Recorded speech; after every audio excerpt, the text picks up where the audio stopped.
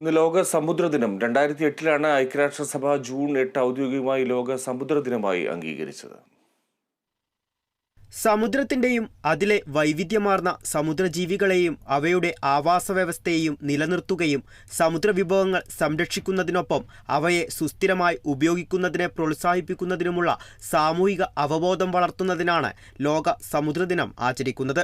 1992 കാനഡയിലെ international centre for ocean development, ocean institute of Canada എന്നീ സംഘടനകൾ ബ്രസീലിലെ റിയോ ഡി ജനീറോയിൽ നടന്ന ഭൗമ ഉച്ചകോടിയിലാണ് ഈ ആശയം ആദ്യം മുന്നോട്ട് വെച്ചത്.